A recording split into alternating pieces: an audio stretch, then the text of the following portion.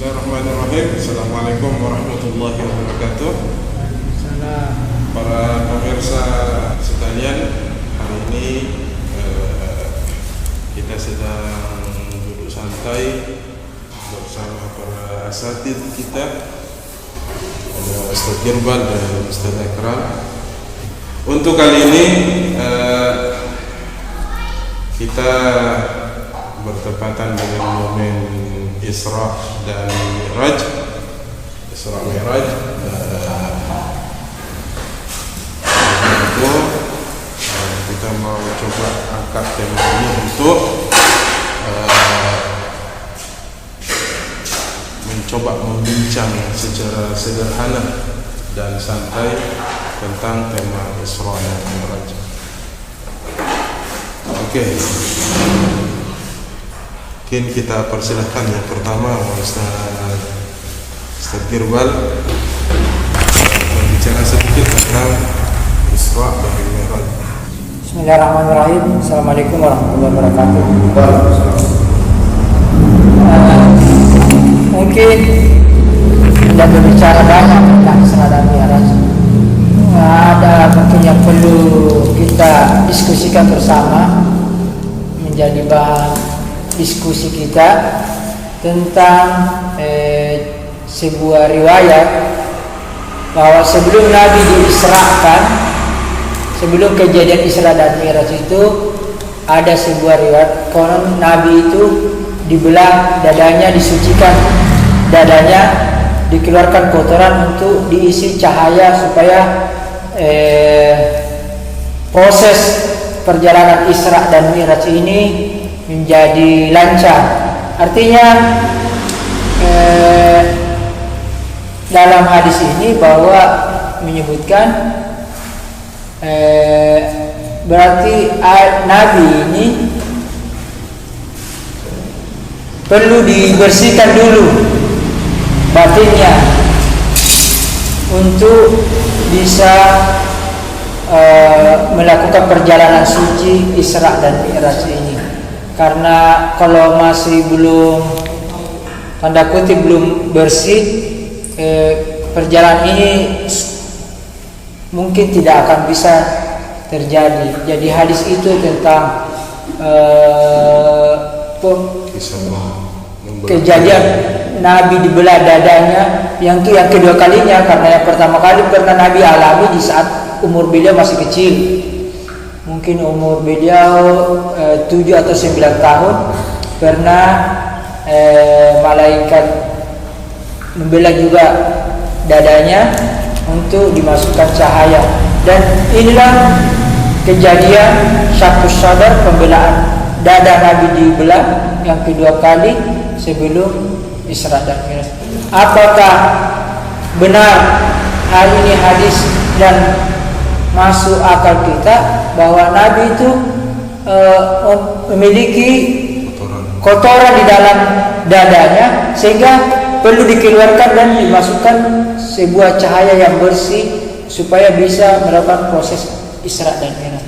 Mungkin itu sekitar bisa saya lempar untuk bahan diskusi buat kita bersama. Menarik sekali apa yang dilontarkan, disampaikan oleh Ustaz Girbal mengenai tentang sebuah hadis bahwa Rasulullah SAW itu dia harus melakukan penyucian diri sampai di belah dadanya agar dada hati Rasulullah SAW itu bersih dengan cara kita ditarik sadar ya. Jadi menurut pemikiran saya,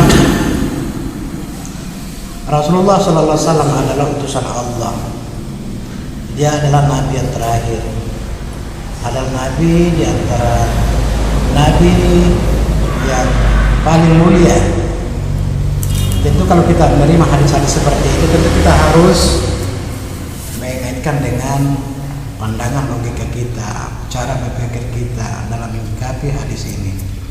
Kalau secara tinjauan akal melihat hadis seperti ini tentu jauh dari akal sehat ya.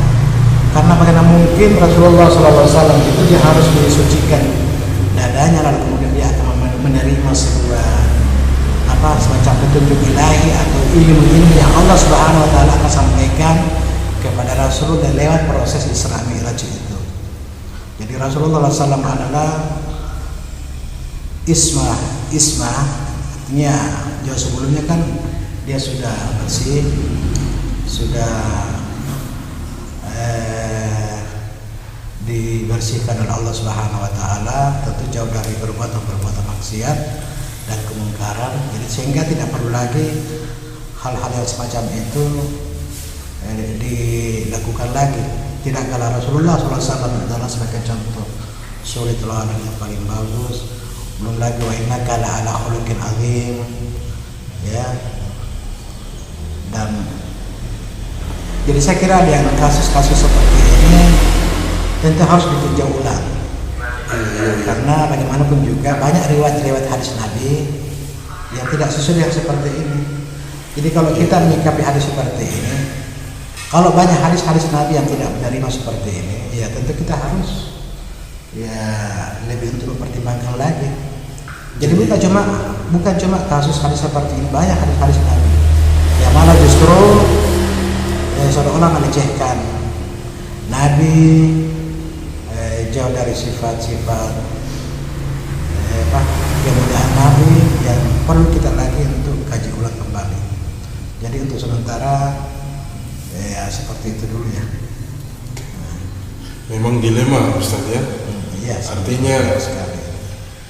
Secara tidak langsung ketika tujuan membelah dada itu untuk membersihkan kotoran yang ada dalam diri Nabi, secara tidak langsung memang ada kesan menisbahkan sesuatu yang kurang pantas pada diri Nabi.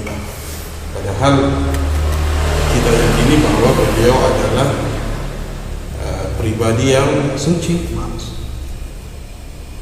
Sebelum lahir, dari sulbi ke sulbi pun dia ditempatkan di sulbi para orang-orang yang suci, sehingga ketika lahir pun semestinya terjaga seperti itu.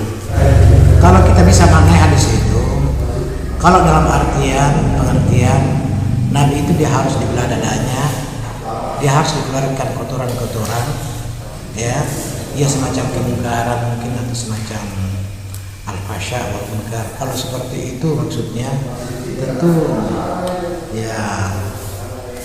harus ditinjau ulang itu hadis. Tetapi kalau kita bisa maknai, kalau diberi pencahayaan hati Rasulullah supaya lebih tajam, ya. Karena bagaimanapun juga Isra Mi'raj ini adalah sesuatu yang perjalanan yang sangat misterius, yang sifatnya supranatural mungkin antara Allah dengan Rasulullah SAW. Karena bagaimanapun juga dalam perjalanan Rasulullah itu menuju ke Sidratul Muntaha ya, sampai di titik perjalanan Rasulullah itu sampai malaikat itu yang bawa Rasulullah, malaikat itu sendiri menyerah untuk tidak bisa mengikuti Rasulullah SAW. Ini menunjukkan bahwa adalah Rasulullah SAW itu adalah manusia yang paripurna, manusia yang super power, yang punya ruh yang betul-betul suci bersih. Dia hanya bisa bertemu dengan Allah. Malaikat sendiri enggak tanya supaya lebih tercerahkan hati Rasulullah untuk bisa menerima bimbingan atau semacam ilmu-ilmu yang Allah Subhanahu wa taala akan transfer melalui dada Rasulullah. Nah, kalau seperti itu kita bisa terima.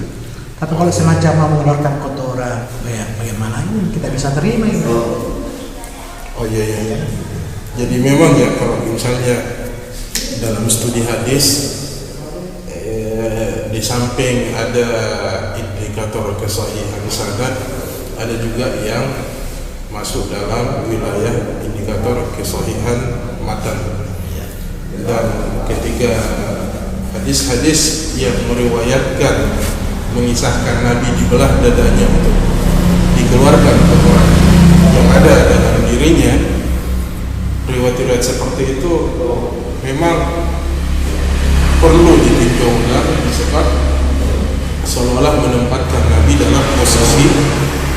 tidak suci, kemudian setelah itu dibersihkan dan disucikan oleh Tuhan. Tapi kalau punya pemaknaan lain seperti tadi, bukan dalam artian membelah dadanya untuk membersihkan kotoran, tetapi untuk tujuan menambah cahaya masuk ke dalam dadanya sehingga lebih tajam lagi kembali ke dunia untuk bisa menghadapi umatnya, bisa diterima. bisa ya. Apa kira-kira masih tidak janggal seperti itu, Ustaz? Ya, Yang satu bicara hidayah, yang satu bicara fisikal. ya, kalau membelah dada itu ya, artinya kalau kita berkenaan dengan artinya kalau jasmani. mayoritas ulama juga itu terima itu hadis, tetap bagaimanapun juga mereka sepakat membelah hati dada Rasulullah Sallallahu Alaihi Wasallam. Tetapi jangan kita maknai dada Rasulullah itu dibelah, dibersihkan, mau dikeluarkan kotoran-kotoran. Nah, kalau Itu ya. seperti ini kita tidak bisa terima. Oh iya. Kalau mau diisi pencahayaan ilmu supaya Rasulullah SAW lebih matang lagi, lebih siap lagi menghadapi umatnya. Karena manapun juga Rasulullah SAW itu punya watak karakter yang berbeda-beda.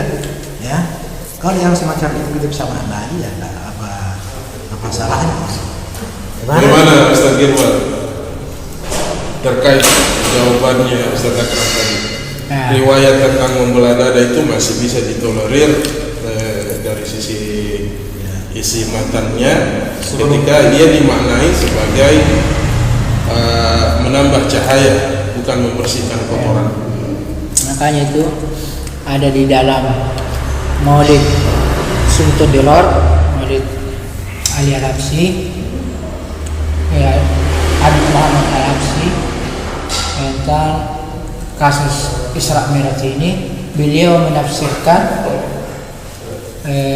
walakin zadahu tuhurun ala tuhurin. Artinya ketika menerjemahkan pembelaan dada itu adalah malaikat zadahu tuhurun ala tuhurin. Dia menambah cahaya di atas cahaya, kesucian di atas kesucian. Jadi bukan kotoran yang dikeluarkan. Jadi mungkin itu hadis itu bisa diterima, tapi selama diartikan bahwa itu adalah kotoran yang berpotensi, biasanya yang membuat kotoran itu identik dengan sesuatu yang ya tidak bisa dekat dengan sesuatu yang suci, ya ini yang mungkin kita tidak terima. Tapi kalau penafsirannya tadi itu yang diisi ketika terjadi pembelaan dada itu adalah cahaya, kearifan, ilmu, ya, dan sebagainya. Itulah yang mungkin bisa kita terima dengan baik. Jadi dia di wilayah cara menafsirkan, Ya, cara apa namanya, interpretasinya yang berbeda ya. memahami hadis-hadis seperti itu untuk tetap bisa menjaga kehormatan Nabi tanpa harus terjebak dalam penghinaan secara sadar atau tidak. Jadi betul-betul sosok pribadi Nabi itu adalah pribadi yang terjaga, pribadi yang maksum dari sejak lahir sampai beliau Oke Ustaz, saya kira untuk sesi kali ini kita cukupkan untuk tema Isra Mi'raj. Bisa nanti dilanjut di episode berikutnya. Yang tema yang lain. Mungkin tema yang sama atau tema yang lain. Oke, para pemirsa sekalian, demikian tadi bincang-bincang singkat dan santai kami bersama Ustaz Girwan dan Ustaz Akram tentang salah satu sisi cerita dalam Isra Mi'raj berkenaan dengan penggalan kisah yang menceritakan bahwa dada Nabi dibelah, kemudian ada yang memahaminya mengeluarkan kotoran, kemudian ada juga yang memahaminya dengan menambahkan cahaya di dalamnya. untuk wilayah yang bisa dipertanggungjawabkan, memahaminya sebagai penambahan cahaya itu jauh lebih aman dan tetap menjaga marwah kemudian kemuliaannya baginda Nabi, sementara memahaminya dalam makna mengeluarkan kotoran justru terkesan bahwa Nabi pernah kotor kemudian dibersihkan. Saya kira demikian untuk episode kita kali ini.